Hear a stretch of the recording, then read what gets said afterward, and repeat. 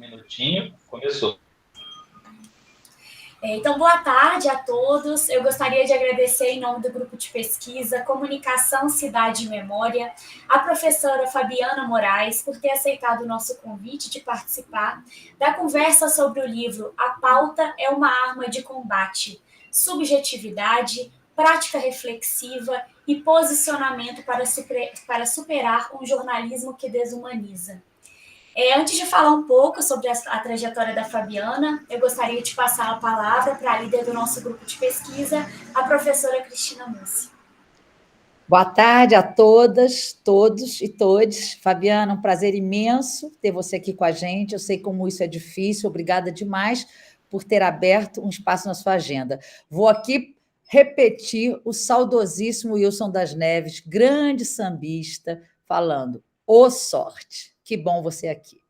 E eu queria agradecer demais a todos os nossos colegas do Grupo de Pesquisa Comunicação Cidade e Memória, do nosso grupo irmão Narrativas Midiáticas e Dialogias, que é coordenado pela professora Cláudia Tomé, coordenadora do nosso programa de pós-graduação em comunicação da UFJF.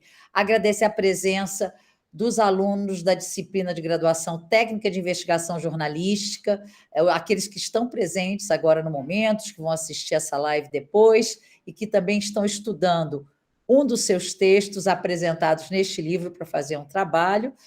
E agradecer também aos meus alunos da disciplina Mídia, Cultura e Imaginário Urbano do PPG-Com da UFJF, que eu também tive o prazer de convidá-los, porque eu acho, Fabiana, que quando a gente fala da pauta e do jornalismo como arma de combate, nesse sentido integrador, coletivo, é muito importante que todos, todas e todos ouçam um pouco mais sobre isso, pensem, reflitam. Pena que hoje eu já estou mais velha, já sou uma idosa. Quem dera que eu tivesse pensado sobre isso com meus 20 anos, quando eu era uma foca na redação. Então, muito obrigada pela tua presença. Eu devolvo a palavra à Ana. Obrigada, Cristina.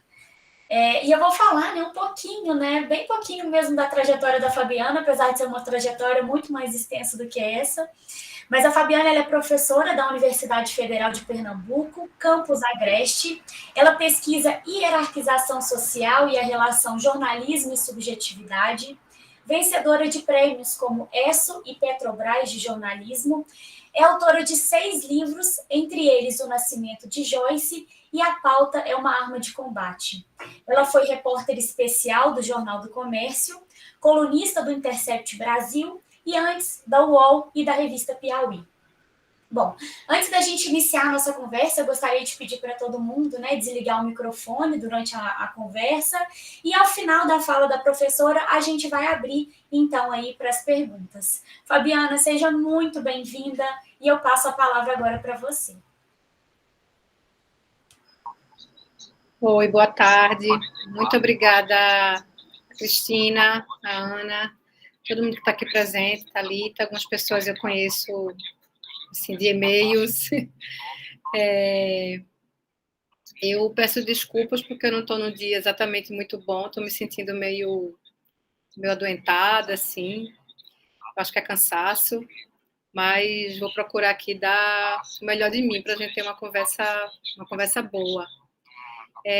Queria propor, já assim, iniciando e no quente, eu vou falar um pouco sobre a questão do livro de uma maneira muito geral, mas eu acho que talvez seja melhor ainda que a gente converse, né? Eu sei que o livro tem sido trabalhado, né, nas disciplinas, enfim, acho que algumas pessoas aqui já conhecem o livro, e aí eu acho que pode ser interessante a gente, enfim, conversar a respeito de possíveis dúvidas, possíveis questões que o livro tenha suscitado, né, e que eu vou apresentar aqui também possivelmente suscite. Então, vou tentar ser sintética, o que eu não consegui muito fazer no livro, que foi ser sintética, eu vou fazer aqui.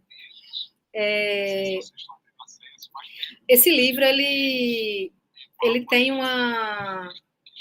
ele é iniciado, né? Esse livro foi iniciado há 20 anos, eu costumo falar isso, né? Talvez um pouco mais do que 20 anos, na verdade, quando eu inicio o meu trabalho na redação e especificamente na reportagem. Então, eu, como como a Ana acabou de falar agora, né, eu passei pela redação do Jornal do Comércio, onde eu fiquei 20 anos, e eu passei por uma série de editorias diferentes, né? Eu entrei como estagiária e eu passei por editorias como tecnologia, comportamento, cultura, turismo, cobri moda, que é uma área que eu gosto bastante até hoje, e que geralmente não está relacionada, por exemplo, ao jornalismo investigativo, né? É muito interessante pensar como as caixas onde se conformam as possibilidades pessoal, é um rádio meu, peraí.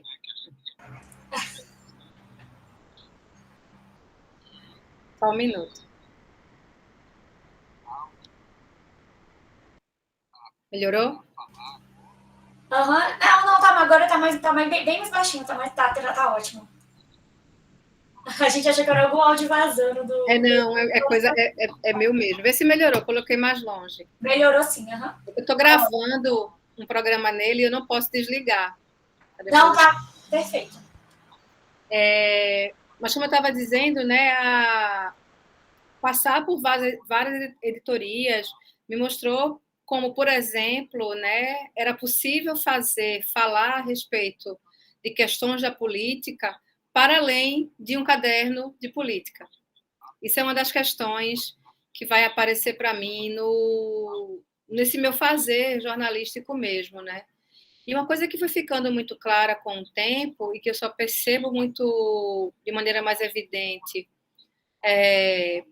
depois de mais de 10 anos de redação, de mais de 15 anos de redação, é como a gente vinha produzindo no âmbito da redação, eu falo da minha, mas obviamente isso se estende a várias outras, né? E não só de veículos impressos ou online, mas de TV, de rádio, de podcasts, aí colocando isso de uma maneira mais geral, né? Essa produção, mas uma produção de visibilidades e de visibilidades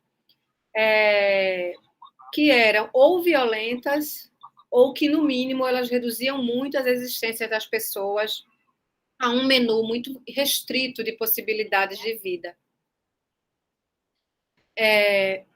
Isso vai se dar para mim de maneira muito evidente, por exemplo, quando eu começo a pensar em escrever sobre o sertão nordestino e depois sobre população travesti e transexual. Estou pegando esses exemplos porque eu acho que eles se materializam em algumas reportagens, mas isso vai se dar de uma maneira muito mais ampla, né? Eu posso falar que talvez primeiro, vou colocar aqui entre aspas, tá, como uma categoria, mas a categoria, a partir do jornalismo, assim, a categoria pobreza, talvez seja a que mais evidencie para mim essa forma reduzida de falar a respeito da maior parte da população brasileira. Nesse sentido, a partir de determinado momento, eu vou percebendo que dentro desse grande guarda-chuva que é a pobreza, existia uma afinidade de grupos e de pessoas, né? Travestis, transexuais, indígenas, pessoas negras, pessoas dependentes, população carcerária, né? Você vai percebendo que talvez a gente tenha feito uma leitura marxista a respeito de classe, que ela frequentemente não evidenciava questões muito próprias, né, de grupos vários localizados sobre essa grande guarda-chuva da questão da classe, né, da classe pobre, da classe popular. E eu acho que isso é uma coisa que marcou muito gerações, né, várias gerações. Eu acho que quando eu entrei na universidade, por exemplo, eu falo isso sempre refletindo muito a respeito dessa questão. Quando eu entrei na universidade, nos anos 90, a gente não discutia raça em sala de aula. A gente não discutia gênero em sala de aula, né? Não estou falando que isso não fosse discutido. A gente tem movimentos que falam sobre raça no país desde os anos 40, quiçá 30. Mas eu estou falando do âmbito da universidade, pelo menos ali nesse curso de jornalismo no qual eu fazia parte, isso não era uma questão. Né? Se discutia quase nada. Era quase como se fosse uma coisa da militância. Só que na prática jornalística, o que eu vou percebendo é que eu falei um pouco antes, né? A gente visibilizava de maneiras muito específicas populações várias, e eu vou começando a me perguntar o porquê.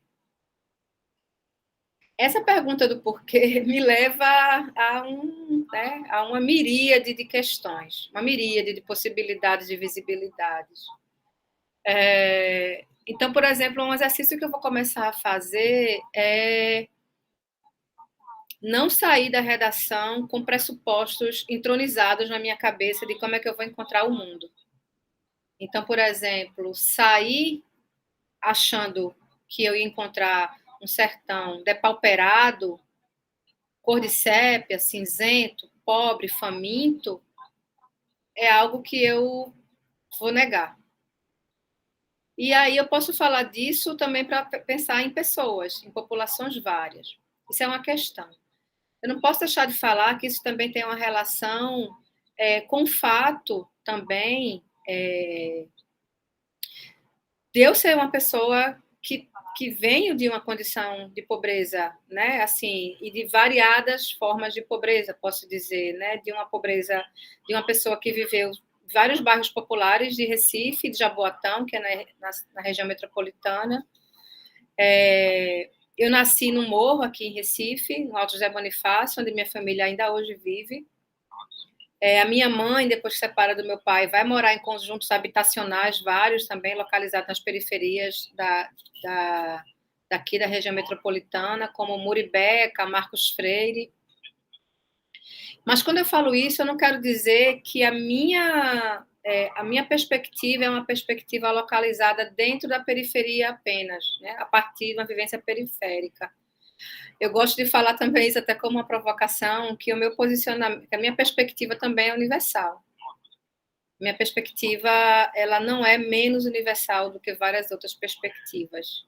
Eu não coloco a minha vivência periférica como uma vivência subalternizada e imóvel ou vítima.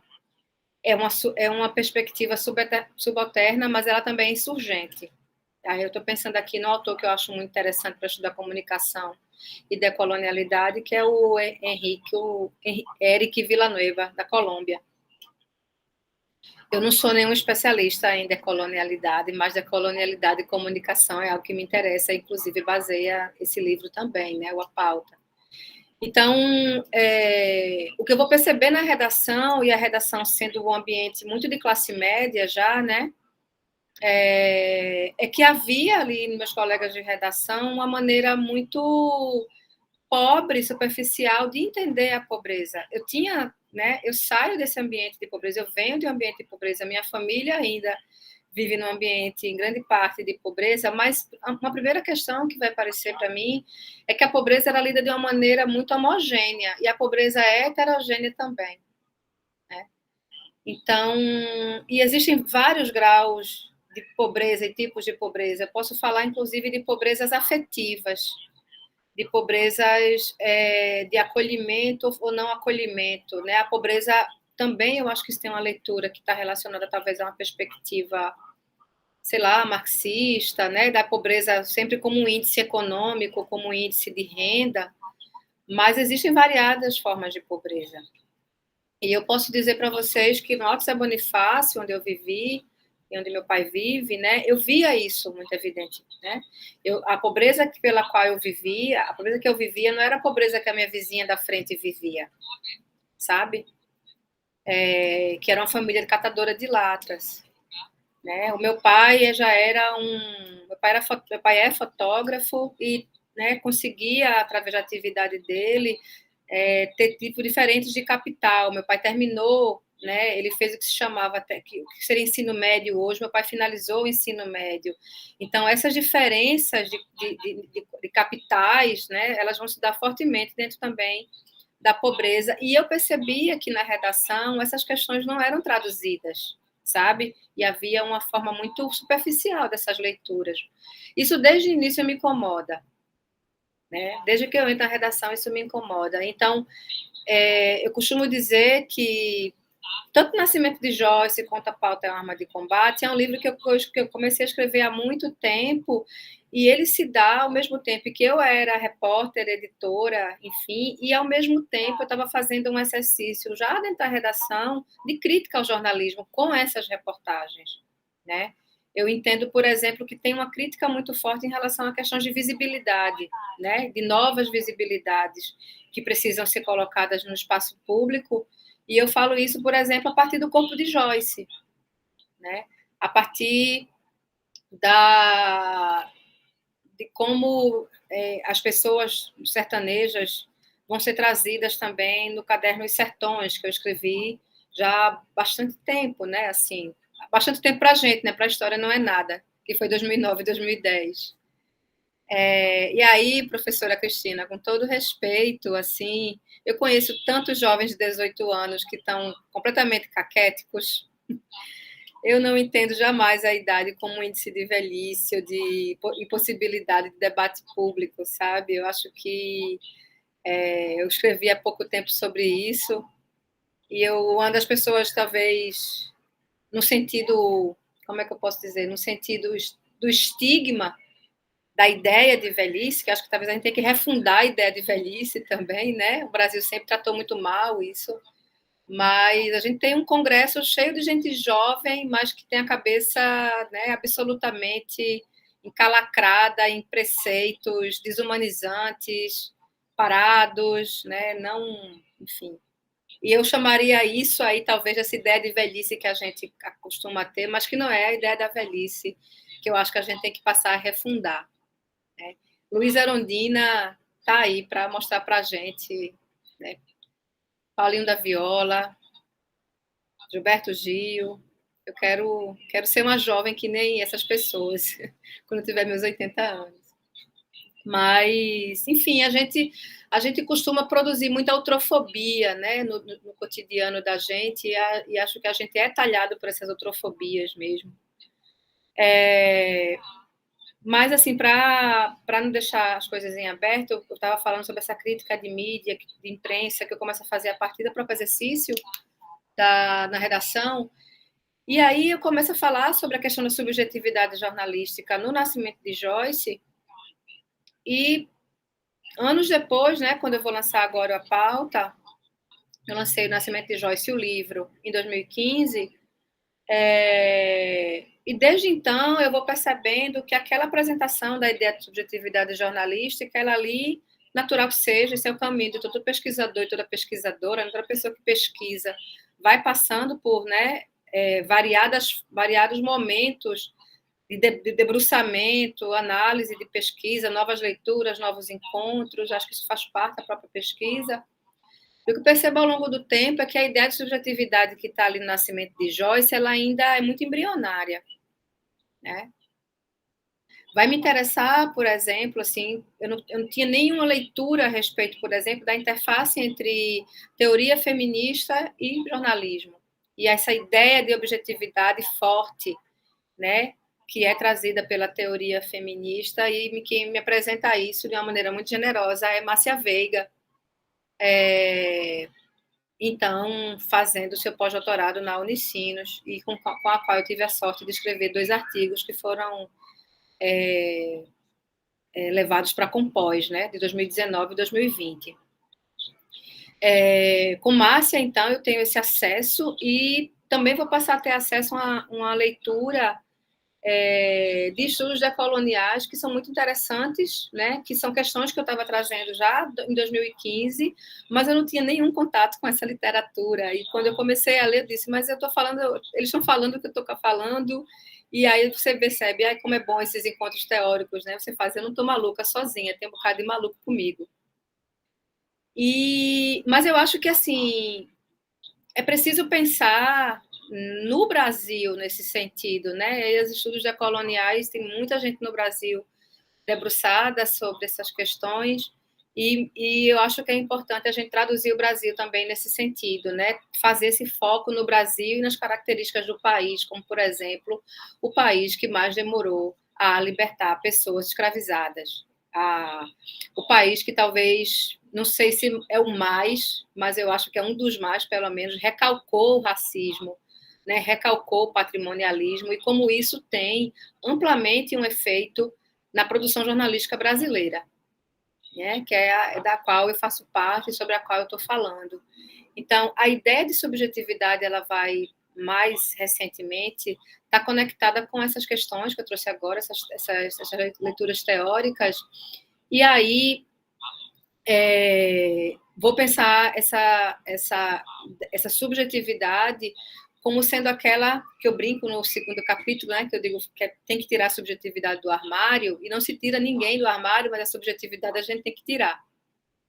Porque a subjetividade, ela vai ser um elemento importante para a gente revelar como as estratégias de objetividade jornalística, elas continuam a produzir uma forma jornalística de desumanização, né, e de outrofobias, né? Não sei se vocês perceberam, no último mês, eu acho, a Folha de São Paulo deve ter feito uns 5, 6 artigos sobre a defesa da objetividade jornalística. E, para mim, foi um presente, né? Porque mostra muito bem como esses veículos, estou falando da Folha, mas uma série de outros veículos também seguem os mesmos preceitos, né? De uma recusa de uma revisão de si mesmo e de suas formas, de suas práticas jornalísticas, né? E aí, tipo, ressaltando essa ideia de objetividade, mesmo entendendo que ela não é possível, de uma maneira, sempre falam isso, né? Ela não é possível no seu todo, mas a gente tem que perseguir essa ideia de objetividade. Mas não é possível falar sobre objetividade jornalística, não é possível falar sobre isso sem que a gente racialize, generifique, territorialize essa questão. Não é possível falar de objetividade jornalística quando a gente fica falando, trata dessa questão apenas como se fosse uma questão de alteridades, de um eu e outro. Quando a gente não lê que essa subjetividade ela está relacionada a uma questão coletiva, e é uma questão que eu sempre gosto de falar, né? A misoginia não é uma questão pessoal, o racismo não é uma questão pessoal. Essas são formas coletivas, né? São práticas coletivas e que vão, né, formatar a própria prática jornalística. Então, me encaminhando já para finalizar essa abertura, assim, eu vou entender que falar sobre subjetividade e objetividade é possível, né, materializar essa questão na questão da própria pauta. Por quê? Eu vou recebendo ao longo desses anos, dos últimos anos, as pessoas falando muito, mas como é que faz isso? Mas como é que a gente faz isso? É muito engraçado, né? Como é que faz isso? E aí eu costumo dizer, a gente faz fazendo, né? A gente faz com prática reflexiva. Porque o que a gente se recusou nos últimos anos a fazer como jornalistas foi justamente se pensar como sujeitos políticos e pensantes, né? Que inserem suas perspectivas no debate público, perspectivas individuais e, insisto, coletivas, né? E é como se a gente, de certa forma, tivesse se recusado a fazer parte desse debate quando a gente diz, né? Eu estou só relatando os fatos, eu estou só relatando aquilo que eu vi, estou só relatando aquilo que aconteceu, como se nós não fôssemos também filtros, né, do que a gente traz para o outro, né, para o mundo. E como se esses filtros não fossem filtros carregados, né, justamente dessa grande forja nacional desse país, no qual, por exemplo, né, a pobreza, no qual, por exemplo, o pobre sempre foi combatido, não a pobreza. Né, no qual a gente tão frequentemente, né, foi limitando o acesso das pessoas ao debate público e escutando elas, né, de acordo com um determinado momento. Por exemplo, pessoas negras que vão ser ouvidas quando se fala em racismo ou quando se tem alguma data comemorativa, né? Mas como a gente foi universalizando as próprias fontes geralmente brancas e geralmente masculinas, e como a gente colocou outras fontes, aqui eu estou só materializando como a gente fez essas escolhas ao longo do tempo, e particularizando outras fontes. Então, quando eu começo a me pautar a respeito de determinado assunto, é o lugar de fazer essas perguntas. Primeiro, vou falar aqui, vou trazer isso de uma maneira materializar, vou trazer Joyce, né? Nascimento de Joyce, que é uma reportagem que eu realizei. A primeira questão: como é que esse corpo transexual feminino aparece? Como é que geralmente ele é dito e ele é visto via imprensa? E via mídia, não só a imprensa, mas via mídia, na publicidade, nas novelas, nos comerciais, né? Na própria academia, eu acho que é importante que a gente sempre traga a academia para esse debate, porque a academia definitivamente não está fora dele.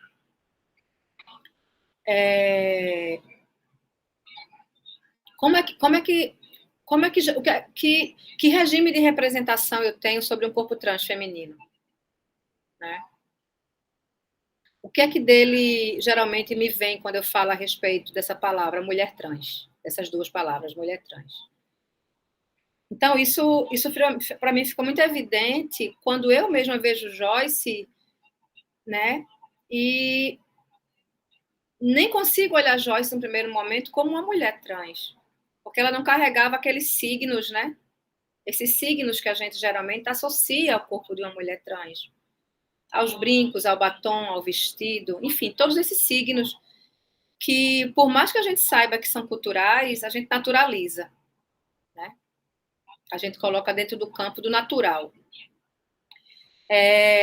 E ao longo do tempo, né, nessa conversa muito próxima, dessa etnografia realizada com Joyce, junto a Joyce, até finalmente a reportagem sair, o que eu percebo é que aquela imagem ela vai também produzir esse dissenso, porque não é a imagem do corpo de uma mulher trans, acho que a qual as pessoas estão acostumadas, isso gera esse dissenso, esse susto, esse opa, né, esse reolhar.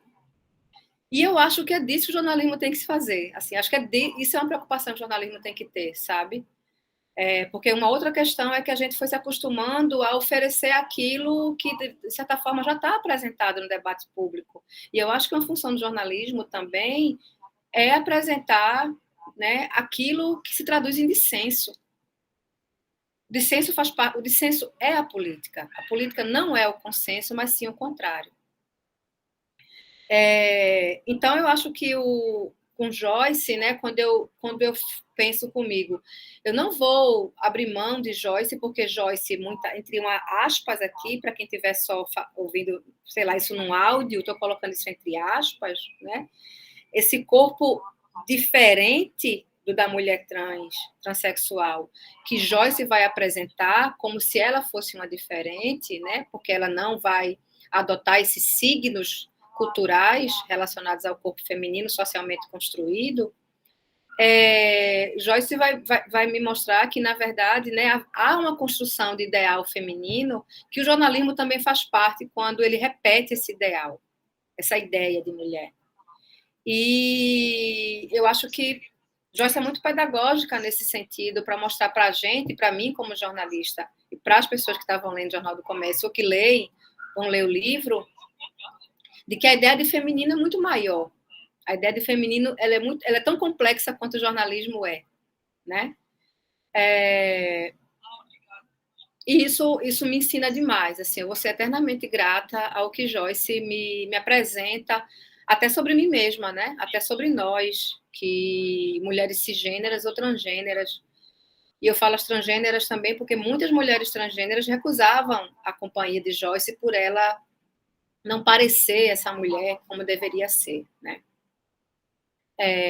Então, em vez de recusar o corpo de Joyce porque ela não parecia suficientemente mulher, Joyce, né, vai ser a personagem e, obviamente, quando o corpo dela aparece, causa esse dissenso que eu falei, e esse dissenso é importante. Mas, obviamente, esse dissenso tem um preço. Obviamente, todo dissenso vai ter um preço, né? Isso para mim Isso, para mim, passa a ser uma questão a ser... não que eu privilegie isso, mas da qual eu não vou fugir também. Eu vou fugir dessa questão, né? E acho que as outras pautas também vão trazer bastante isso. Sertões tinha trazido já isso, né? Quando eu escrevi os Sertões, uma das personagens é uma travesti, que é loirinha, e muita gente na época disse que eu inventei personagem, porque no sertão não tinha travesti. Porque, né, tem a ideia de idealização do sertão como esse lugar imutável, né, que vai sempre atender a uma ideia de tradição, que é uma ideia, inclusive, elitista, como se todo mundo pudesse sofrer modificação, mas os interiores do Brasil não pudessem. Né? Eles vão atender quase a um desejo de tradição que é do outro, não de quem está inserido naqueles espaços. Então, eu estou falando aqui dessas matérias porque já são reportagens, porque já são lugares onde a pauta vai ser, para mim, muito importante para que eu conseguisse fazer essa crítica do jornalismo ao mesmo tempo que eu estava produzindo jornalismo. Né? E o que é que eu vou chamar, aqui partindo para uma questão teórica, o que é que eu vou chamar de jornalismo de subjetividade, no qual eu consigo produzir essas pautas, que também são armas de combate. E maior combate, que eu acho que essas pautas podem ajudar a gente a combater, é justamente a desumanização, né? A outrofobia. E eu acho que a gente também consegue, não sozinha, nunca vai conseguir, a gente nunca vai conseguir fazer isso sozinho, mas sempre também no trabalho coletivo, é a restauração de humanidades que, ao longo do tempo, o jornalismo, ele mesmo causou, né? Enfim, a produção de imagens violentas e também da morte de muita gente. Então, o que é que faz parte desse jornalismo de subjetividade, né? Eu pensei em 5 pontos, que estão na página 106 do livro, eu abri aqui para não esquecer também.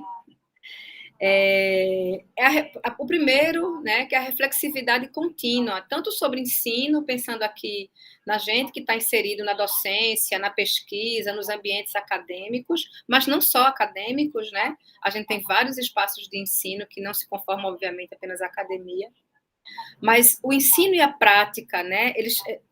Como o jornalismo é essa atividade dinâmica, complexa, né? Cada encontro, cada matéria, cada reportagem que a gente faz, eles estão continuamente apresentando para a gente esse mundo que também é, né, extremamente dinâmico e que está o tempo todo apresentando para a gente novos desafios mesmo, né? Novos aprendizados. O segundo ponto é essa crítica aos valores de notícia. Né? Eu utilizo muito Alfredo Jaá para pensar sobre isso, inclusive, né? Esse artista chileno que eu trago também aqui no livro. Uma outra é a capacidade criativa e criadora, né? Pensar aí o jornalismo também na sua dimensão estética, na sua... Isso tem me interessado muito nos últimos anos, assim. Pensar como a gente já tem, por exemplo, a literatura ou o documentário como sendo áreas da arte que, né, bebem bastante do jornalismo, da qual jornalistas fazem parte, mas eu vou observar que nos últimos anos as artes visuais também vão trazer muitos elementos do jornalismo. Tem muitos jornalistas produzindo artes visuais atualmente, muita gente. Ou com cursos finalizados ou com cursos incompletos, né? Mas com exercícios de pesquisa, de apuração, de etnografia intensos para produzir obras, né? Muitas delas documentais também. Um quarto ponto é a dimensão hacker, né? A dimensão ativista e a sensibilidade hacker, que é um negócio que deixa o pessoal da Folha de São Paulo de cabelo em pé. E, por último, a questão da interseccionalidade, né? Que eu acho que é muito importante, como a gente acostumou-se, né, a partir da perspectiva muito colonial mesmo, a dividir tudo em, né, gavetas específicas, como essas questões não se tocassem. No jornalismo, por exemplo, a gente fez isso em editorias, né? A cultura, os esportes, a política, né? O comportamento, né? Como se tudo isso se fosse muito... obrigada, Ana. Obrigada esse artigo. Eu publiquei como Moacir dos Anjos há algum tempo, mas já tem muita coisa daí que eu já estou assim, já achei mais 10 artistas novos que vieram do jornalismo. Daqui a pouco eu faço uma exposição e um artigo científico sobre isso. Mas a última questão da interseccionalidade, justamente porque eu acho que ela vai colocar muito evidentemente, de uma maneira muito evidente, como a gente precisa complexificar, né, esse país que vai nascer a partir de tantas questões, não só esse país, mas eu acho que um próprio mundo fragmentado, né, no qual, por exemplo, a gente vai tendo a questão das emergências climáticas, vão produzir toda uma nova categoria de refugiados, que são refugiados do clima, né? A gente vai produzindo novas e novas formas de pobreza, a gente vai produzindo novas e novas formas de pobreza, de assujeitamento, por exemplo, através da plataformização do trabalho. Então, a gente precisa estar atento e atentas a essas dinâmicas sociais, porque elas vão se inserir também a outras formas de participação, de tentativas de participação nesse grande menu de possibilidades de existência que a imprensa nos oferece. Né? E como é que a gente vai falar, traduzir essas pessoas a partir dessas dinâmicas que são apresentadas a nós a todo momento? Isso não é uma tarefa fácil, né? Isso não é uma tarefa fácil. A gente agora está, por exemplo, imerso nessa discussão sobre inteligência artificial, que a gente não tem letramento ainda, né? Que letramento a gente tem sobre isso? Que letramento a gente tem, de fato, sobre Big Techs? Que letramento a gente tem a respeito de como pessoas negras estão sendo homogeneizadas pela inteligência artificial e por essas leituras faciais, né, que a gente tem visto que tem levado tanta gente negra à criminalização, né? Então, eu acho que são desafios que são postos para a gente, né, como docente, como estudantes, como pesquisadoras, como jornalistas, comunicadoras, e que acho que a reflexividade, né, ela vai ser extremamente importante para que a gente... A reflexividade e o pensamento em coletivo, né, porque também a gente se individualizou demais nos últimos tempos, a pandemia vai produzir também uma fresta muito grande, né, eu acho que eu não consigo, às vezes, nem dizer o que a pandemia produziu, porque eu acho que a gente ainda nem conseguiu entender o que ela produziu, né? Mas esse estar, né? Esse estar só, produzir sozinho, fazer tudo 24 horas, via WhatsApp, via Meet, enfim, né? A gente está num momento em que a gente consegue ter tanto gente sobrecarregada, talvez a maioria de nós aqui estejamos sobrecarregadas, né? Quanto uma população ineditamente sem trabalho.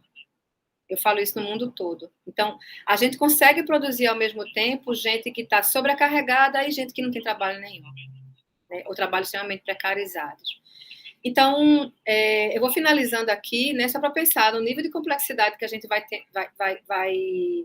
vai sendo apresentada ao longo dos últimos momentos, e como o jornalismo, né, obviamente que tem passado por essas sucessivas crises. Eu não conheço jornalismo sem a palavra crise estar colada. Quando eu entrei na redação do Jornal do Comércio, quando eu tinha 20 anos de idade, a palavra crise já estava ali, né? Ela nunca parou de aparecer, mas eu acho que a gente está falando aqui, eu acho que tem uma crise humanitária acontecendo também, né? E uma crise provocada também por esses modelos de negócio, e aí eu acho que a gente tem que complexificar o jornalismo, né, e não traduzi-lo, sabe, a uma ideia de objetividade ou subjetividade, como essas questões, né, fosse simplesmente apertasse um botão, entrasse na objetividade ou na subjetividade, como se elas não tivessem sempre presentes.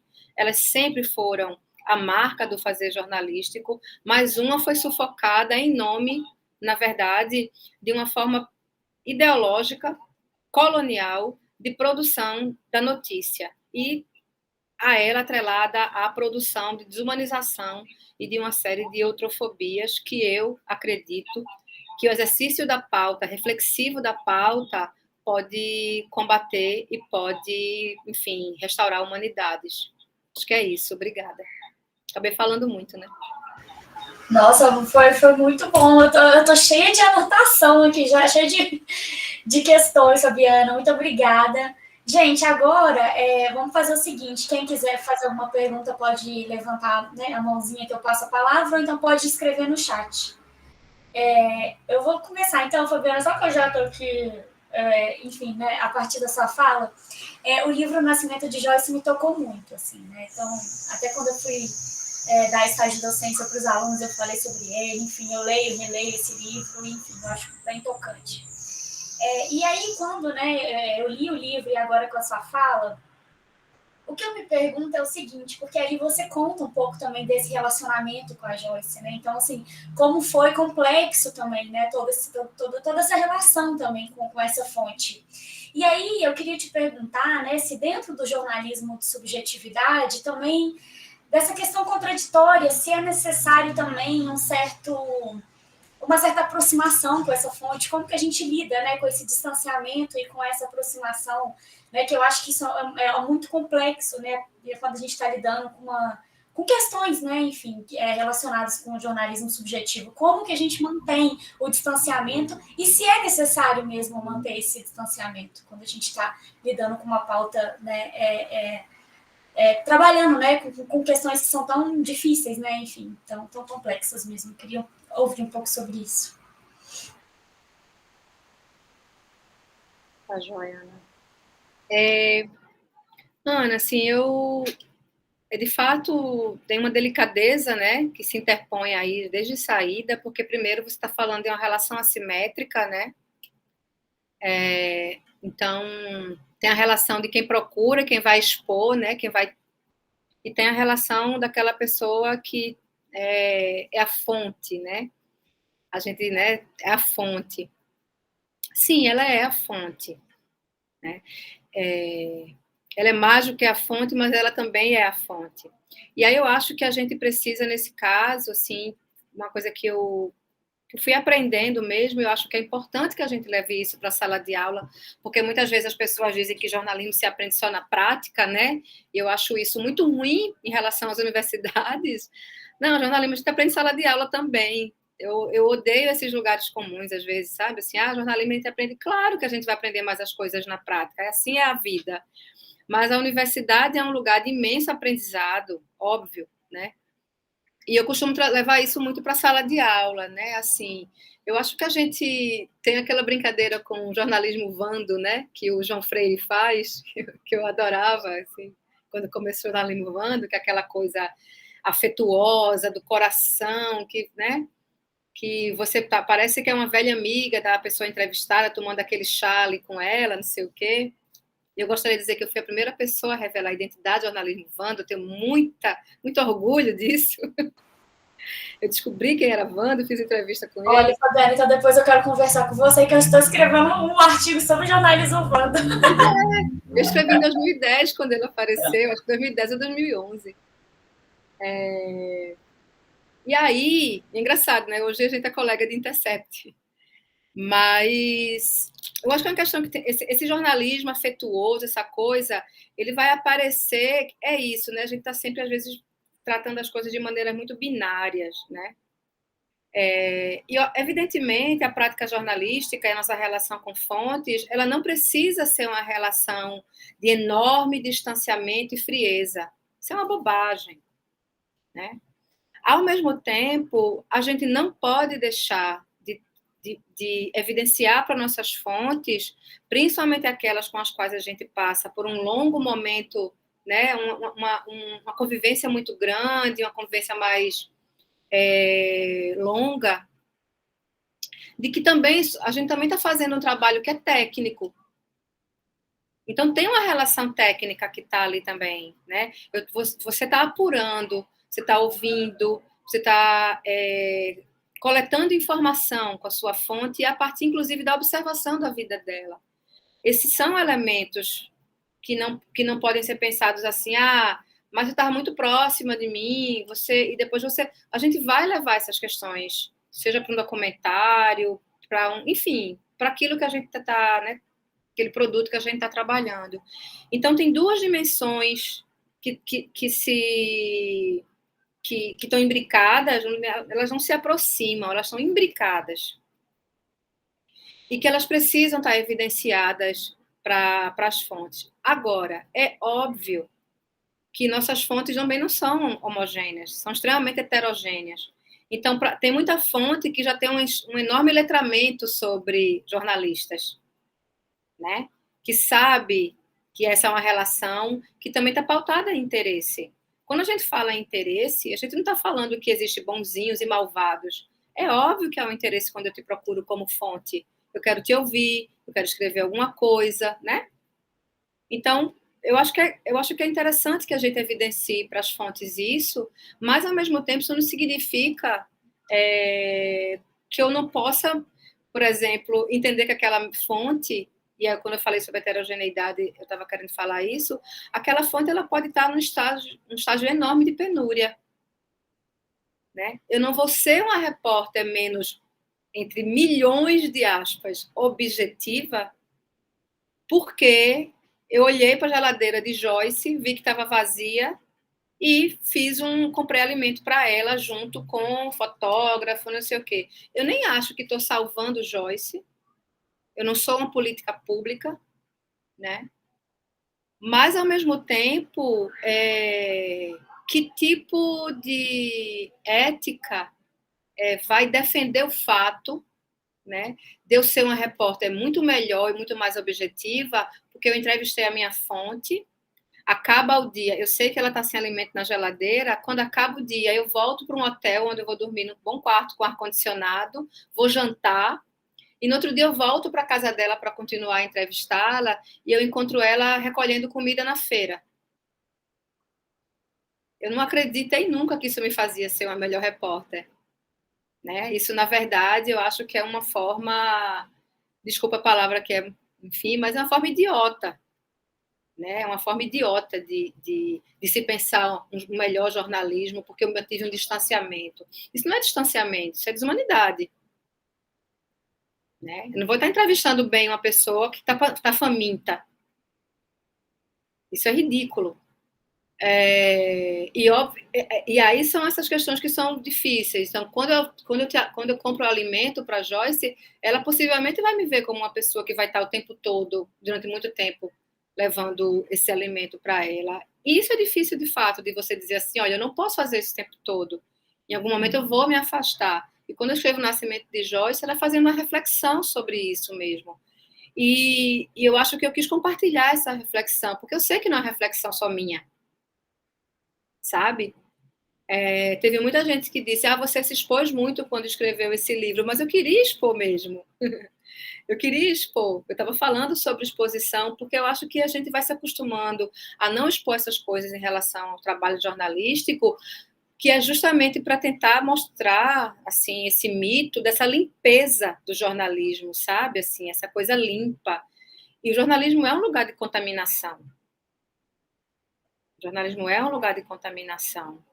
Então, Ana, assim, eu acho que, tentando sintetizar, eu acho que é mostrar que essa relação com as fontes, ela é tão técnica, ela é técnica, mas ela também não é só técnica, né? E ela vai depender muito de que fonte eu estou falando aqui. Uma coisa é Joaquim Barbosa, outra coisa é Joyce, que são pessoas que eu entrevistei, né? Uma coisa são as pessoas sertanejas que estão vivendo em, sei lá, pessoas do MST que eu entrevistei para os sertões, que estão ali vivendo assentadas, e milionários sertanejos que eu entrevistei. Né? Porque os sertanejos também não são uma categoria homogênea. Então, é muito importante que a gente esteja sempre observando. Por isso que eu falo que a interseccionalidade ela é extremamente importante na produção jornalística, para que a gente afaste, sabe, esses lugares comuns em relação a tipos, pessoas, regiões. Enfim, eu costumo me estender muito nas respostas, desculpa. Não, maravilha, obrigada, Fabiana. Graça, você tinha levantado a mão, eu não sei se você abaixou. Eu vi também tem gente que tem pergunta aqui no chat, eu já vou fazer. Você chegou a levantar? O Danilo também, Ana. O Danilo, eu vi também, Danilo, é só que a Graça tinha levantado primeiro, só para eu ver que Graça... Eu ou a outra Graça? Tem duas. Não, é você que estava com a mãozinha, não sei se você estava mesmo ou não, que aí eu vou passar para o Danilo. Eu acho que então o Danilo levantou na frente. Eu até tenho uma pergunta, eu estava escrevendo aqui, talvez eu tenha esbarrado, mas eu posso fazer depois. Deixa ele na frente. Danilo, pode abrir seu microfone? Oi, pessoal, boa tarde. Boa tarde. Sou aluno da disciplina Isolada com a professora Cristina, né? Estou até um pouco de intruso aqui no grupo, mas não poderia deixar passar a oportunidade ouvindo a Fabiana, um prazer ouvi-la, inclusive, porque uma fala dela me marcou muito, se não me engano, em 2021, falando sobre a expressão do Brasil profundo, que era uma expressão que remetia a uma xenofobia exagerada por parte da imprensa para se referir a alguns pontos do Brasil, né, em especial ao Nordeste, mas também a qualquer lugar que se distanciasse de Rio ou São Paulo. E também pensando no que ela falou nessa primeira parte da apresentação, e também no nome do grupo, né, Comunicação, Cidade e Memória, e no que a gente vem trabalhando com a professora Cristina, com o imaginário urbano, em que lugar que está o jornalismo, a comunicação, nessa interpretação da realidade, né? De às vezes, denominar alguma região, alguma parte do país que talvez seja distante da sua realidade, você citou aí que percebia isso até mesmo dentro da redação em que estava trabalhando, de que forma que a imprensa, a mídia, a comunicação como um todo define isso, né? Dirige tratamentos diferentes a depender, né, do local ou do sujeito que está sendo abordado. Então, eu queria aproveitar esse gancho, porque foi uma fala sua, se não me engano, no Twitter até, e me marcou muito, porque era uma expressão que eu via com recorrência, né, em diversos tipos de matéria, de veículos ditos de esquerda mesmo, ou de direita, era uma expressão sempre muito usada. Depois disso até vi menos, mas me marcou muito essa sua leitura, e eu queria aproveitar, né, a sua presença aqui para entender um pouco mais dessa leitura de Brasil, desse olhar da comunicação. Muito obrigado.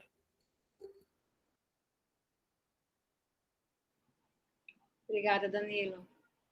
Então, quando eu escrevi sobre essa ideia de Brasil profundo, foi a partir de uma pesquisa.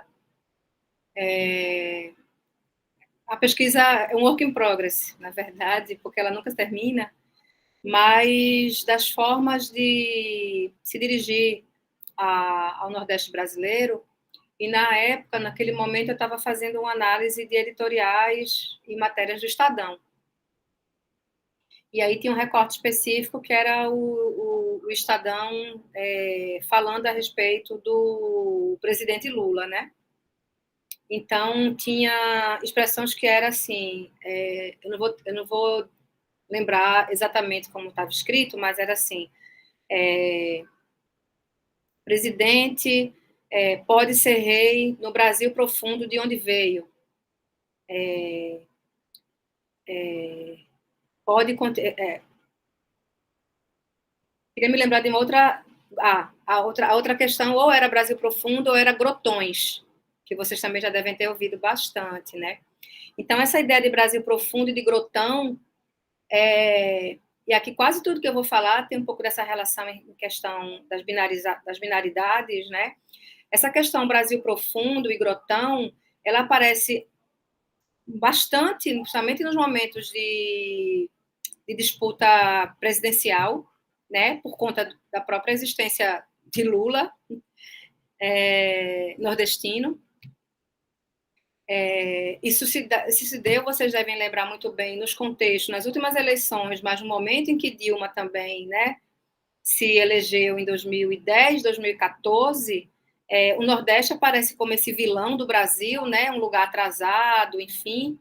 E isso e assim, isso com o tempo, isso não arrefeceu, isso aumentou bastante.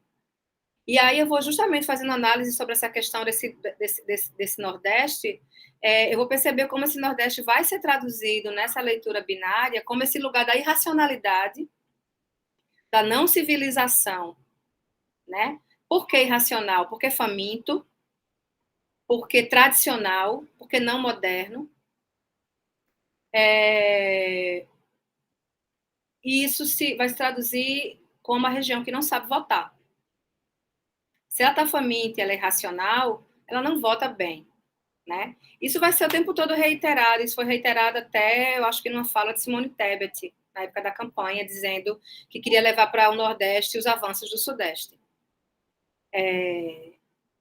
Isso é algo muito comum na imprensa brasileira, né? E a ideia de Brasil profundo é justamente essa, sabe? A ideia de Brasil profundo, ela vai estar relacionada a um lugar incivilizado, a um lugar no qual a racionalidade ela ainda não chegou. Então, a minha crítica a essa ideia de Brasil profundo / grotão é essa, né? Quando eu falo Brasil profundo, eu não acho que o Brasil profundo é, por exemplo, uma periferia em Brasília, ou uma área pobre de São Bernardo do Campo, em São Paulo. Eu vou pensar especificamente nas áreas ruralizadas, né, e de preferência nordestinas. Quando a gente tem, e aqui eu vou até, desculpem, eu vou trazer um clichê, mas a gente tem nos últimos anos no Brasil um estado como o Ceará, como aquele que tem apresentado as melhores políticas públicas do ensino fundamental e médio. Mas, ao mesmo tempo, a gente continua, né? Isso tem a ver, obviamente, ao imaginário midiático, ao imaginário de imprensa, a respeito dessa população. Por isso, eu não gosto da expressão Brasil profundo. Por isso que eu acho que a gente deve repensar o que é Brasil profundo. E aí eu volto a dizer, para mim, o Brasil profundo é o Vivendas da Barra. O Brasil profundo está localizado em Duque de Caxias, no Rio de Janeiro. Esse é o Brasil profundo, é esse o Brasil que a gente não consegue acessar, sabe? Eu acho que quando a gente pega esses termos e a gente dá uns dribles nele, a gente consegue restaurar a existência das pessoas no debate público. Sertanejos não são pessoas irracionais que não sabem votar, sabe? Enquanto isso, a gente acaba, de certa maneira, né, assim, poupando uma leitura, dessa leitura de racionalidade, que não é irracionalidade, na verdade, eu sei disso, mas a gente não a gente não politiza essa questão no sentido, por exemplo, quando a gente pensa Brasil profundo e Vivendas da Barra, como eu gosto de fazer. Mas eu acho que é isso, Danilo. Agora, Fabiana, eu vou fazer aqui 2 perguntas que estão no chat. A primeira é da Thalita.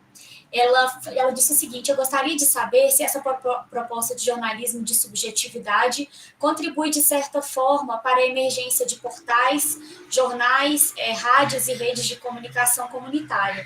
Quer dizer, perfis que ensinam e comunicam sobre os movimentos sociais, LGBTQIA+, negros, feministas, entre outros.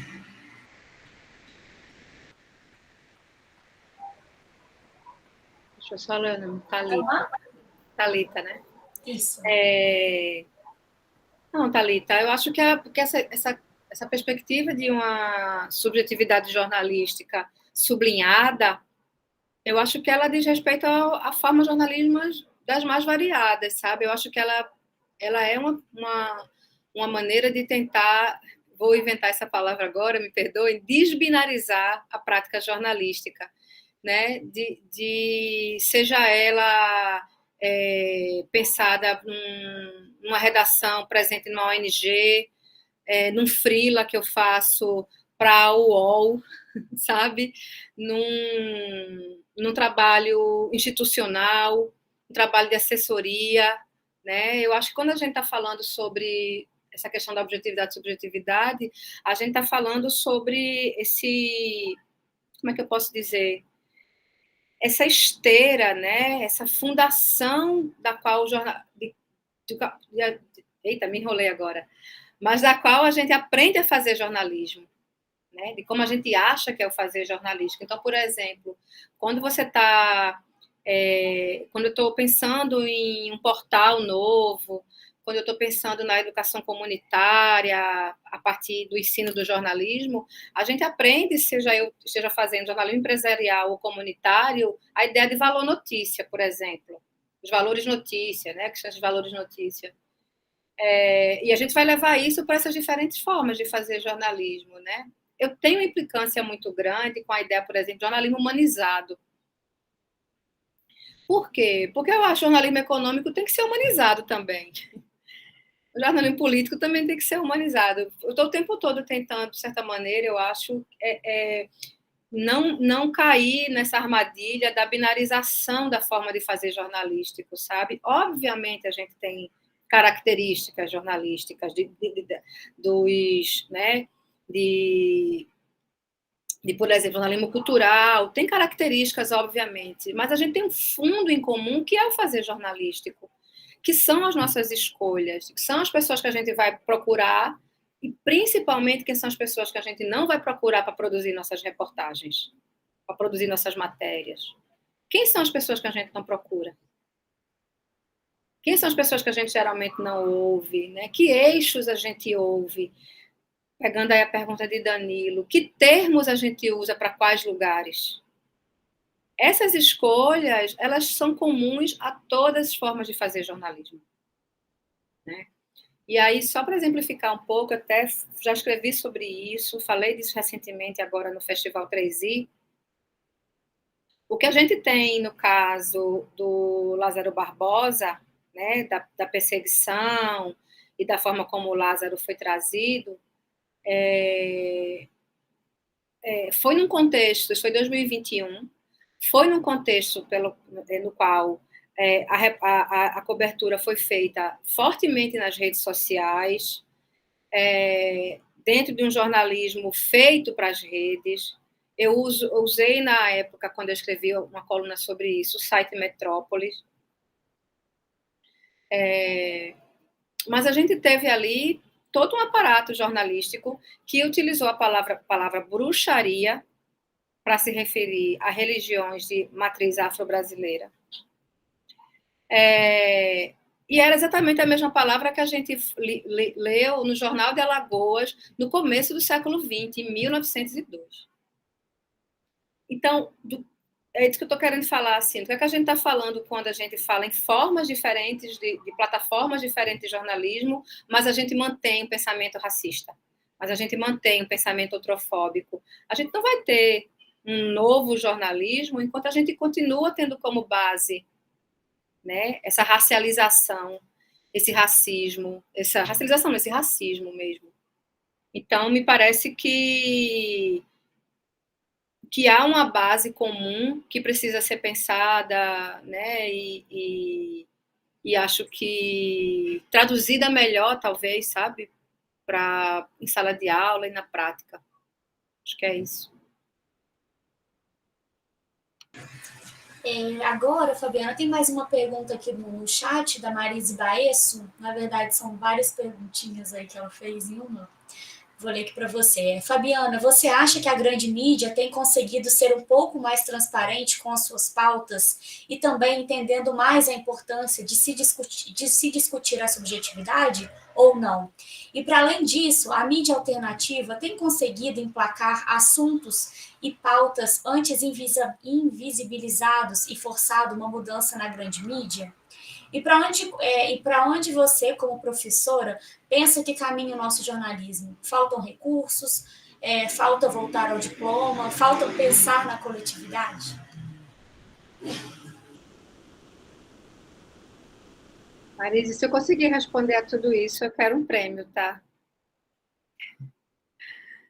Eu vou querer um prêmio. Eu acho que tem acontecido movimentos interessantes, e que, assim, a própria conformação do debate a respeito da imprensa hoje é muito diferente de antes, justamente por causa das redes, né? Então, assim, as pessoas que leem as notícias, elas estão mais, né? Tem uma, dizer isso com muito cuidado, mas tem uma horizontalidade maior, né, do que antes. A caixa não está mais tão fechada, a caixa está mais aberta. E as pessoas se colocam em relação ao que é produzido, né? As pessoas apontam os enganos, as pessoas apontam as questões.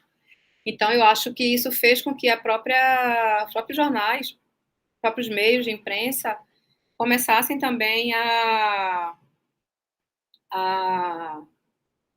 se observar, né?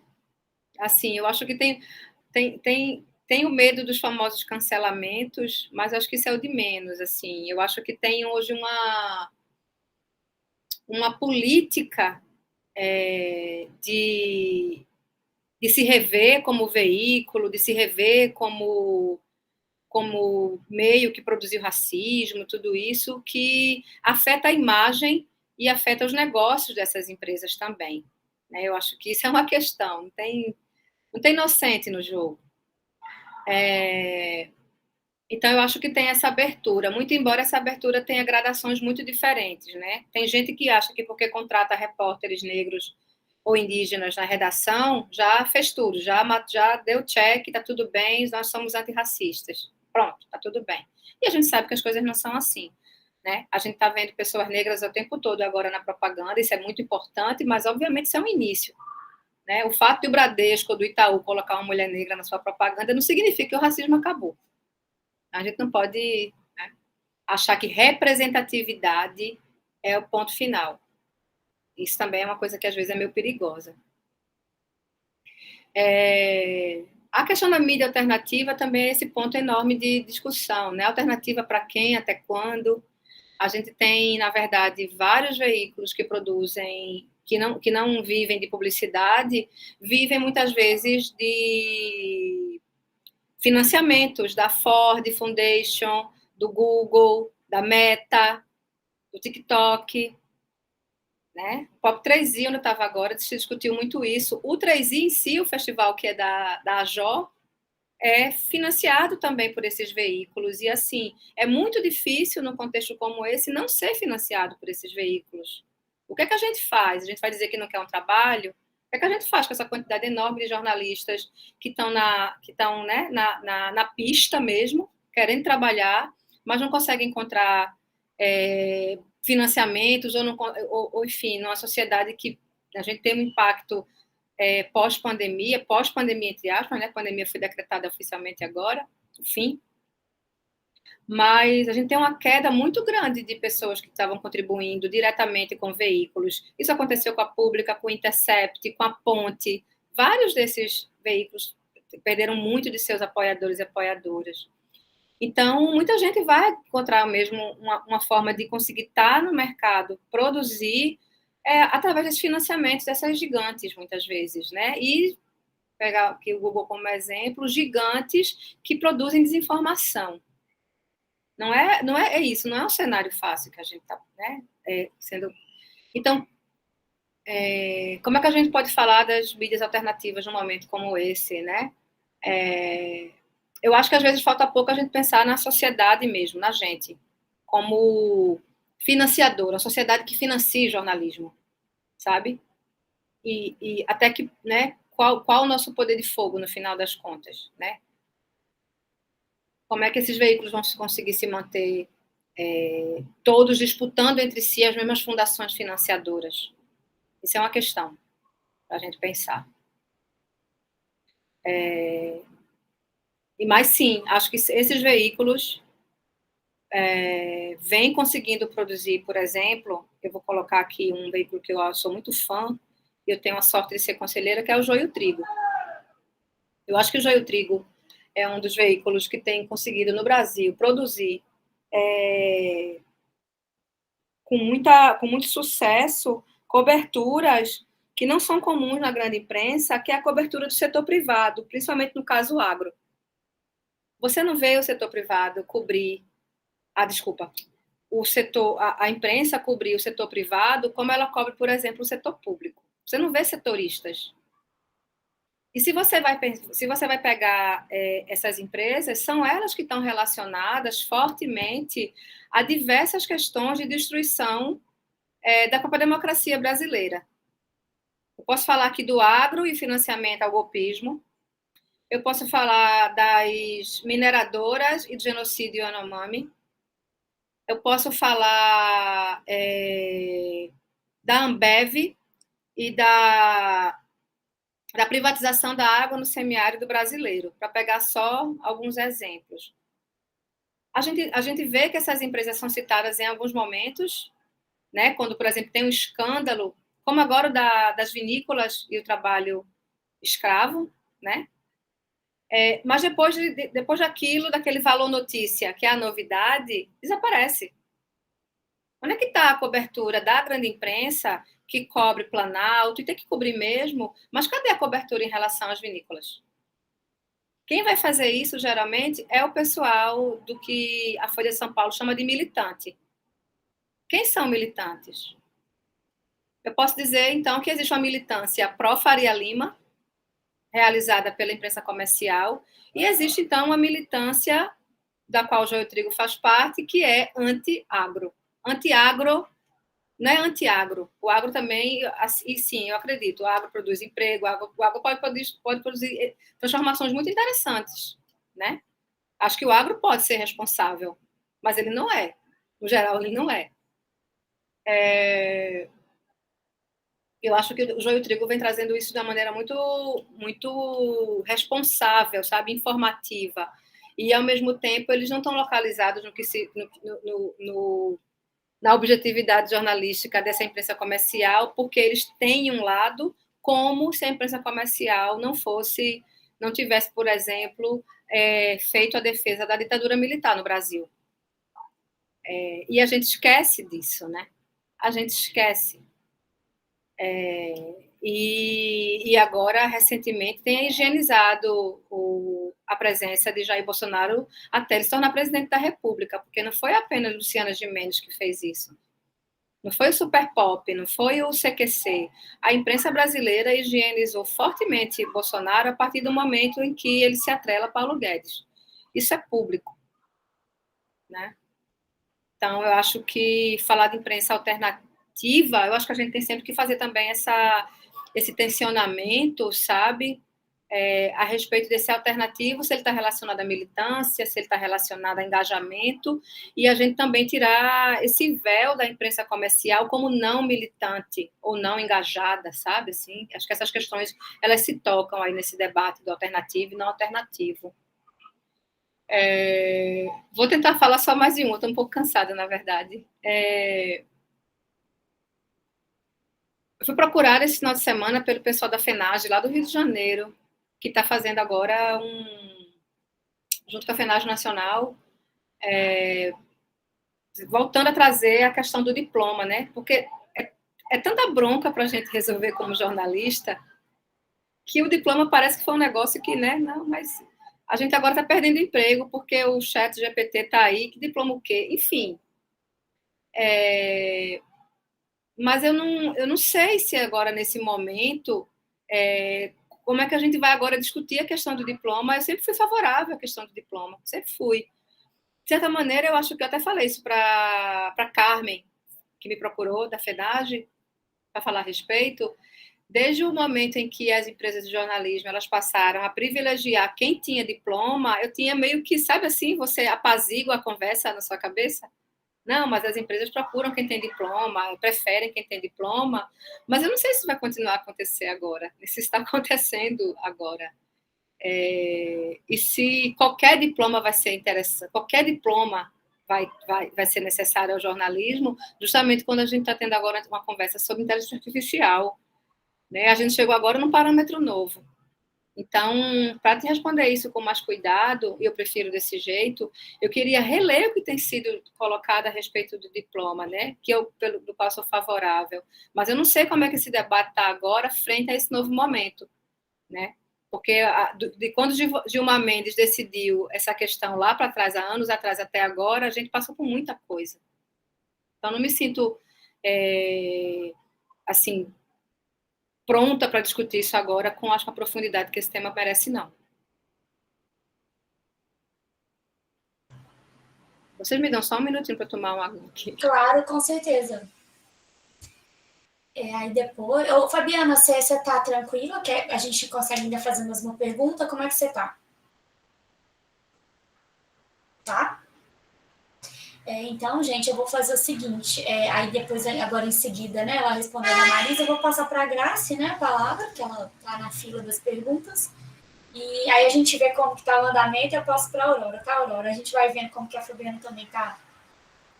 Dá uma palazinha para a Aurora, tá? Porque a Aurora é cearense, é uma militante dessas questões de sertões, ela tem que falar. Ela está na filinha, né, a próxima, em seguida a Grace, então. Posso perguntar? Então, a minha dúvida é mais assim de bastidor mesmo, que eu não sei se a Fabiana tá aí, tá, né? Não caiu, não. Eu sou fã do seu trabalho, Fabiana, acho um trabalho primoroso. Antes dos livros, já acompanhava as reportagens, né, no Jornal do Comércio, e fica aquela dúvida, né, de quem já passou pela redação. Eu queria muito falar, se eu tivesse a oportunidade de conversar com ela, eu gostaria de perguntar isso. Como que foi a aceitação da empresa com as suas sugestões de pauta, né, que traziam uma proposta, um olhar diferente do que já estava acostumada ali na redação, e depois como que foi também o suporte oferecido para essas produções, né, para a produção dessas reportagens, que são reportagens fantásticas. Eu lembro muito do Casa Grande Senzala, próprio Nascimento de Joyce. Eu queria saber, assim, porque sempre ficava pensando como que ela dava conta de fazer isso tudo. Eu queria saber como que foi chegar com essas sugestões e também como que foi o suporte que você recebeu para poder fazê-las. Obrigada. Obrigada, Graciela. Então, né? Vou falar aqui de uma questão realmente que é muita experiência pessoal, né? Porque essas questões de redação, elas se dão de maneiras muito diferentes ao longo do tempo, a defender, por exemplo, quem está na chefia, né? Quais são as condições econômicas do jornal naquele momento, enfim. Eu já tentei fazer matérias que o jornal disse, a gente não tem dinheiro para você viajar, não vai fazer. E depois, em certo momento, essas coisas eram possíveis. Elas começam a ser mais possíveis, eu percebo, assim, a partir de uma condição também no qual um reconhecimento de fora acontece. Isso é muito comum, né? Você tem um reconhecimento de fora que consegue tornar você, de certa maneira, mais preciosa no seu ambiente de trabalho e você conseguir ali fazer algumas negociações. Então, essa era uma questão. Essa foi uma questão a partir do momento em que uma reportagem que eu fiz, chamada Vida Mambembe, ganhou o Prêmio Écio Regional. Então, você começa a abrir porta, né, como se diz o termo, assim, o jargão. E eu aproveitei isso também, né? Eu acho que a gente tem que sempre ficar muito esperto em relação a essas coisas, porque são oportunidades que às vezes se abrem, janelas que se abrem e às vezes elas não voltam a aparecer. E eu costumo dizer, tem lá no começo do livro, tem bicha quer, bicha faz, né? Que é um pouco isso, sabe? Acho que quando a gente está falando sobre oportunidades e quando a gente está falando sobre essa ideia de oportunidade em relação a muitas comunidades mais pauperizadas, subalternizadas, são muitas vezes pessoas que percebem muito rapidamente quando a janela se abre e elas pegam isso muito rápido. Eu me insiro um pouco nisso, acredito, sabe? Eu sabia que era muito difícil no ambiente de redação. Eu via meus colegas de redação e eu sabia que a maioria dos homens, dos repórteres especiais, eram homens que tinham muito mais facilidade, muitas vezes, de chegar nas salas da chefia, abrir a porta e trocar ali uma ideia, porque eles tinham conversas em comum para além da redação. E, enfim, sensibilidades que se tocavam, né? Na redação do Jornal do Comércio, houve um momento que eram 5 ou 6 repórteres especiais, e um dia eu descobri que todas as mulheres repórteres especiais ganhavam menos. Então, eu acho que quando a gente entende que a gente está nesse lugar, muitas vezes, que é um lugar que está sempre, de certa maneira, sob escrutínio, você vai de maneira mais reta para cima daquilo que aparece como oportunidade. E eu fiz isso. Então, eu começo a negociar muito, assim, como é que, por exemplo, quando eu escrevi Os Sertões, eu disse, eu quero ter um tempo de escrita na qual eu me dedique só a isso, porque era muito comum que a gente ficasse dedicado a escrever a reportagem especial e a cobrir o dia a dia da redação também. E isso era, obviamente, muito complicado Não era impossível, mas isso gerava toda uma série de, né, enfim, de exaustão. Eu estava fazendo doutorado, inclusive. Eu não parei de fazer o doutorado, nem o mestrado. Eu não parei de trabalhar na redação para fazer minhas pós-graduações. Mas quando eu escrevi A Vida Mambembe, que foi essa outra reportagem anterior, eu dobrava meu turno. Eu não batia cartão, trabalhava de graça para conseguir fazer a outra reportagem. E aí depois eu pensei, eu não vou voltar a fazer isso. Né? Por isso que eu falo que foi uma negociação. Eu disse, agora eu vou escrever dentro do meu horário. Obviamente, quando você viaja e passa 15, 20 dias fora viajando no sertão, você extrapola enormemente suas cargas horárias. Você trabalha finais de semana. Então, era preciso também traduzir isso, né? Dizer, olha, eu preciso dessas condições aqui porque, né, estou me dedicando fortemente a essa produção. Então, acho que essa é uma questão, negociar, né? Agora, como negociar agora no ambiente de precarização? Eu negociava num outro momento, né? Eu negociava no outro sistema de jornalismo, que não desapareceu, que tem várias empresas que circulam ainda nesse mesmo modelo, mas que, né, para muita gente desapareceu. Para os que mantém, mas de maneira modificada.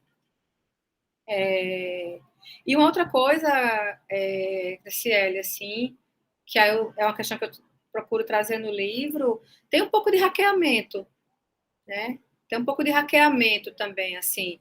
O que eu chamo de hackeamento? Você não precisa dizer tudo, como é que você está pensando exatamente em uma pauta. Não é uma questão de você, eu vou mentir para um editor, pode causar uma demissão, não é nada disso. Mas, por exemplo, quando eu apresentei o nascimento de Joyce, eu disse que estava fazendo, que eu queria fazer uma reportagem sobre uma pessoa trans, que eu queria fazer uma reportagem a partir de uma existência, não de várias. Eu tinha feito vários perfis, eu queria fazer um perfil, mas um perfil que eu conseguisse pensar um coletivo a partir de um perfil, né? Pensar a sociedade a partir de um perfil.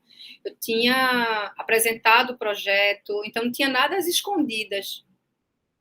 Mas, por exemplo, quando o Joyce aparece, eu não tinha que dizer lá, chegar na redação. Travou. Ah, não, voltou. Voltou? Voltou, uhum. Travou em que parte?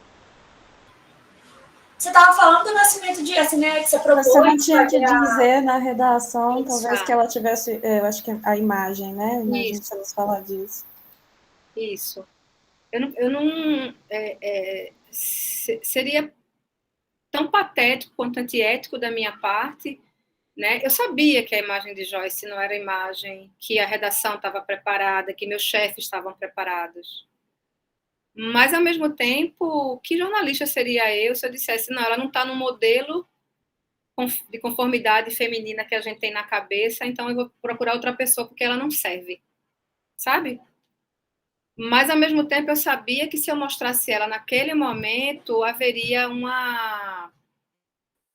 Como é o nome? Poderia haver uma reação negativa da minha chefia. E essa reação aconteceu, eu conto no livro Nascimento de Joyce. Essa reação aconteceu, mas eu já tinha feito a matéria, ela já estava pronta, e não tinha como voltar atrás. Então, isso é que eu falo, sensibilidade hacker também. Assim, quando ela foi para a gráfica, e aí, na época, o meu chefe disse, né, a gente perdeu muito tempo com essa personagem feia, pobre, ignorante. Mas a gente não tinha como mais fazer outra reportagem, porque já era quinta-feira à noite. Estava tudo editado, estava tudo pronto. E eu não mostrei. O que eu fiz foi não mostrar. Eu deixei para a última hora, porque eu sabia que ia chegar nesse limite, e a única coisa possível era publicar. Porque se eu tivesse mostrado antes, eles seriam mandado modificar a matéria. E o que aconteceu é que, enfim, quando Joyce ganhou o Prêmio S de jornalismo, né?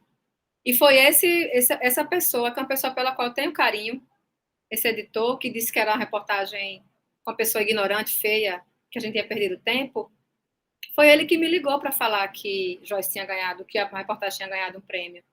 E eu sempre entendi isso como um pedido de desculpa, um reconhecimento, assim. E eu acho que, naquele caso, e eu também acho que isso tem a ver com essa perspectiva da subjetividade, naquele caso, e em outros casos também, essa vontade mesmo de pensar que o jornalismo pode ser também esse lugar de tentativas de estabelecer uma horizontalidade, né? Assim, no que é que a gente se parece no sentido de o que é que a gente quer, o que é que a gente deseja, eu e ela, ou eu e vocês, em vez de ser justamente aquele lugar de olhem como ela vive, olhem como ela é, sabe? Eu acho que esse círculo que se forma ao redor de Joyce naquele momento, e que até hoje, sabe, eu percebo muito, por conta do livro, porque é justamente uma tentativa de humanização e não o contrário, sabe? Assim, é uma tentativa de, na verdade, sublinhar o que a gente tem de humano. E eu não estou falando que não era uma relação técnica, volto a dizer, sabe? Não estou falando que a dimensão técnica não estava ali, e eu acho que a dimensão técnica fica muito evidente, principalmente no segundo capítulo do livro, né? Quando ela fala, você estava ficando com o meu dinheiro. Tá ali. O que é que essa relação pode provocar? Não estou aqui romantizando, não. Mas eu acho que essas reportagens elas vão ser feitas a partir dessas escolhas, né? Que não são escolhas fáceis, mas que são escolhas bem pensadas, assim. Sabe, Graça? Passei mais meia hora para responder. Gente, eu sei que o papo tá ótimo, mas eu vou passar para a última pergunta, então, para a Aurora. Tem ainda a pergunta do Marco Aurélio e da Cristina. Eu posso depois passar para a Fabiana, porque eu combinei, né? Fabiana, a gente vai ter que fazer uma parte 2 do nosso encontro, que está gerando muitas perguntas. Mas então, Aurora, eu passo para você fazer a última colocação. Fabiana, se sinta abraçada por mim logo, por você ser uma nordestina arretada, que o seu livro é uma coisa assim contagiante.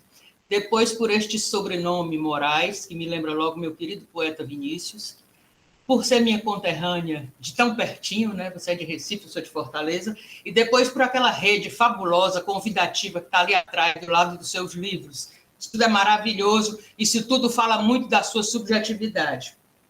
Mas eu queria fazer algumas observações sobre as suas falas, porque eu não quis interromper na hora. Quando você fala daqueles estigmas e preconceitos com o nosso amado presidente Lula, você diz assim, é porque ele é nordestino. Eu quero dizer ainda mais, reforçar mais, é porque ele é sertanejo e ex-retirante. E a elite não aceita ser mandada por um cara que vem do sertão. Isso, para mim, é ponto pacífico, não sei se você concorda.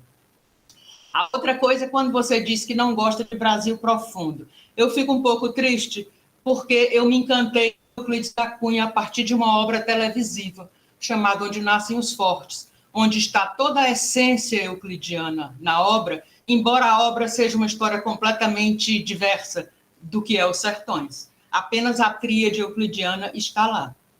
E Euclides dizia uma coisa tão linda sobre esse Brasil profundo, que as pessoas usam e usam de forma errada, naturalmente, que você lê os sertões e você sabe, né?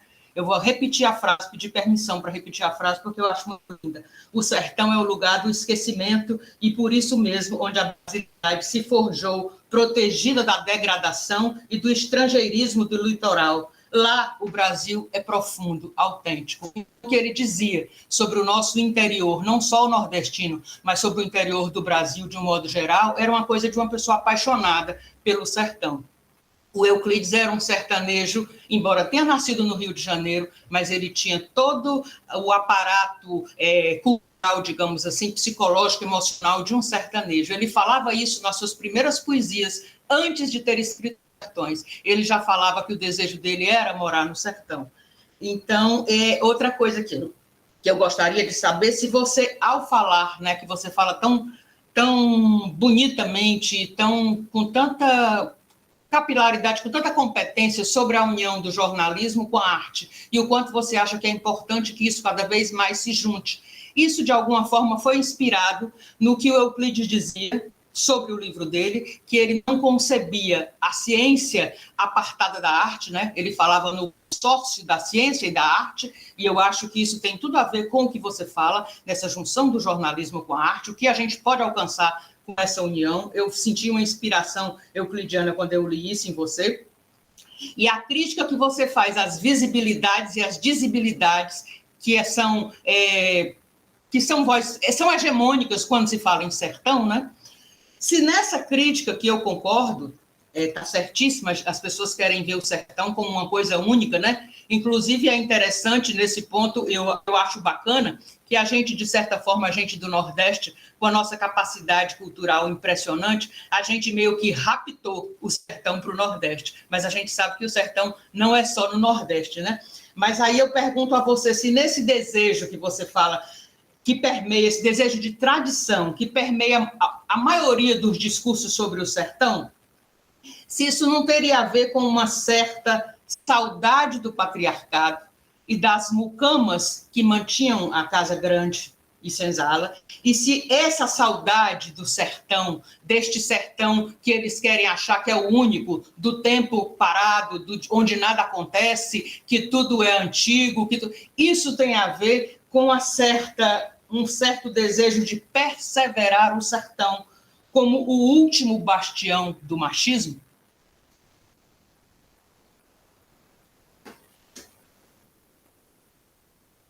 Obrigada, Aurora, pelas perguntas. Não sei se vou conseguir responder a tudo. Eu vou tentar fazer uns encontros.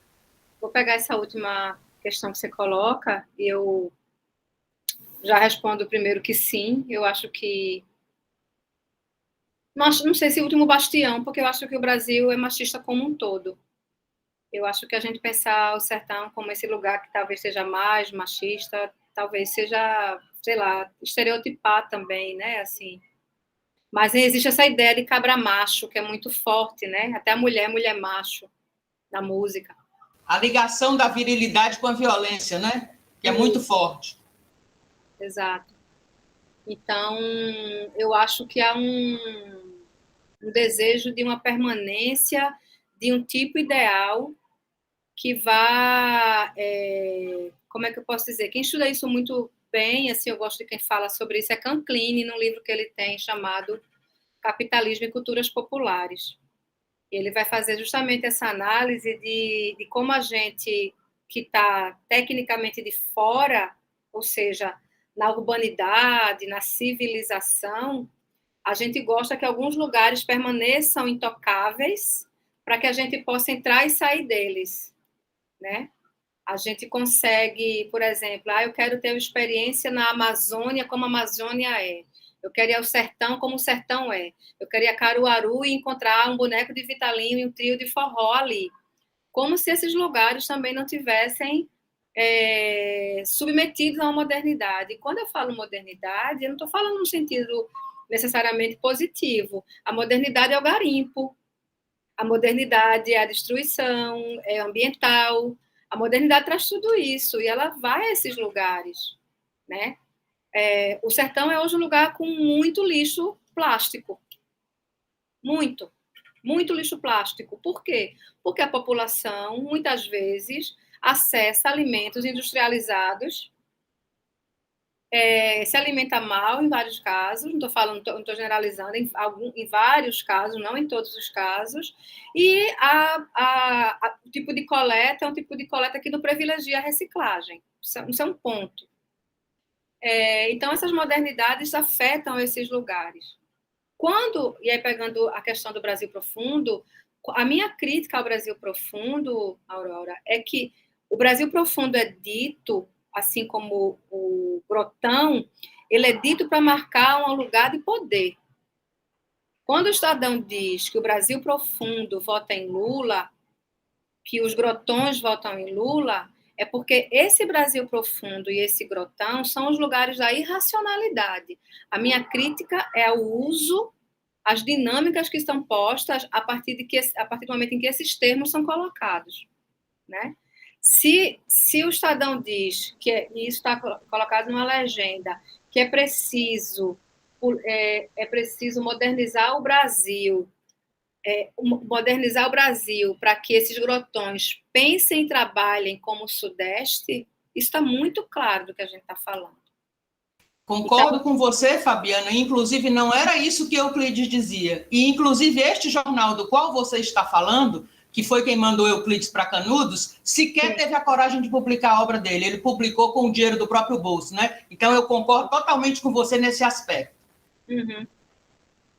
E, assim, acho que Euclides da Cunha também, eu não sou nenhum especialista, então me perdoe qualquer erro. Mas Euclides da Cunha também está pensando ali num momento de Brasil, né, no qual, por exemplo, o jornalismo e a ciência, né, o jornalismo querendo a credibilidade da ciência e de uma ciência fortemente pautada pelo darwinismo, pelo positivismo, pelo evolucionismo. Então, aí é a chuva da binaridade, né? Aí é a chuva da binaridade que até hoje nos acomete, assim, nos molha. Então, você vai ter ali uma ideia de um sertanejo forte que, por exemplo, ela vai naturalizar fortemente para a imprensa essa existência de uma pessoa que vai enfrentar ad contínuo as secas, as adversidades de uma região, porque ela é forte. Isso é uma leitura que você vai perceber muito também com a população negra, principalmente com mulheres negras. Elas são fortes. Como é que isso se traduz nas práticas sociais? No caso das mulheres negras, elas recebem menos anestesia na hora do parto, porque elas são fortes. Então, essa ideia dessa fortaleza que é o nordestino ou a mulher negra, ela vai se traduzir muitas vezes em ausência de políticas públicas, né, de abandono, e por isso eu não concordo como isso é repetido, porque ele forma uma verdade sobre a população que não é exatamente uma verdade sobre uma população. O clichê se torna mais verdade do que a vida da pessoa. Isso é uma verdade, mas não é uma verdade única, né? O clichê é isso, o estereótipo é isso. O estereótipo não é uma mentira, mas é uma qualidade repetida, como se outras não fizessem parte das existências daquelas pessoas. Então, por exemplo, a travesti violenta, a mulher negra forte, o nordestino forte, né? O nordestino engraçado. Enfim, né? O paulista universal, né? A pessoa de São Paulo universal, né? Técnica. Semana passada na terça-feira passada eu participei de uma conversa lá em São Paulo, e quando eu acabei de mostrar, eu estava até falando sobre jornalismo e arte, quando eu acabei minha apresentação, um pouco depois, uma pessoa chegou para mim e disse assim, a pessoa de São Paulo, disse, eu acho tão interessante, era um elogio, eu acho tão interessante como vocês têm uma forma de falar muito mais, como é que ela disse, muito mais livre, né, mais solta. O que é que tem nas entrelinhas dessa frase? Eu sou menos técnica na maneira como eu apresento as minhas coisas, muito embora eu esteja sentada numa cadeira fazendo pesquisa há décadas. Mas a forma como eu apresento, ela é menos técnica do que a minha colega que apresentou, porque minha colega leu, porque minha colega é do Sudeste, porque minha colega é branca. Isso não está, assim, eu tenho certeza que ela não pensou nessas coisas na hora que ela falou isso para mim, mas está subjacente, né? Eu não faço parte de um regime de representação que vai me ver como uma pessoa que produz rigor, que produz com rigor. Por quê? Porque eu posso brincar, porque eu posso sorrir, porque o meu sotaque não é o sotaque do rigor, né? Então, eu fico muito atenta a essas formas de nomeação do Nordeste, forte, profundo, grotões, porque são lugares de poder, sabe, Aurora? Assim, são lugares que vão demarcar quem pode ou não falar, sabe? Mas também esteja embutida aí muita inveja, né, Fabiana? Porque provavelmente você deu um baile lá nos outros, aí foi a forma que ela achou de tentar te diminuir, e eu acho que só lhe fortaleceu. Eu concordo completamente, embora concorde com o que você está dizendo, eu concordo completamente que o nordestino é mais forte que os outros, e a nordestina, porque eu acho que a gente tem que enfrentar tanta coisa. Quando eu estive lá no Ceará, em plena pandemia, e eu tive que usar a máscara, eu entendi essa coisa do Euclides, assim, veio a mim com toda na pele, sabe? Porque é horrível usar a máscara naquele calor infernal do Ceará. Então, eu concordo com ele em muitas vezes em que me volto de novo para o Nordeste. Obrigada, Aurora. Bom, gente, assim como combinado, né? Quem depois quiser deixar alguma pergunta aqui no chat, eu depois anoto, Fabiana, e te passo. Mas a gente vai finalizar o nosso encontro. Eu sei que o papo está maravilhoso, né? Se deixar, a gente vai ficar aqui até a noite conversando com a Fabiana. Fabiana, eu gostaria muito de te agradecer, né, a sua disponibilidade. Desde o início que eu te mandei o e-mail, você foi prontamente, né, dando esse dia, né, essa tarde aí para a gente, né, dividindo tanto conhecimento com a gente. Então, muita gratidão, né, por você ter parado um pouquinho. Eu sei que a sua agenda é cheia, né, mesmo num dia, né, mais complicado, você está aqui com a gente. Então, muita gratidão, né? E a gente espera em Juiz de Fora, a UFJF também está de portas abertas, né? Espero que você venha presencialmente também, né? Qualquer dia também, para poder compartilhar, né, ainda mais e dialogar com a gente, tá? Então, você está sempre muito bem-vinda também no nosso grupo de pesquisa. Então, obrigada também a todos, né, que estiveram aqui com a gente durante essa tarde. E qualquer coisa, se alguém quiser deixar mais algum comentário, depois eu anotei de todo mundo e eu prometo que eu passo para a Fabiana. Muito obrigada, Fabiana. Só isso que eu quero te dizer. Foi maravilhoso para o coração e para a razão.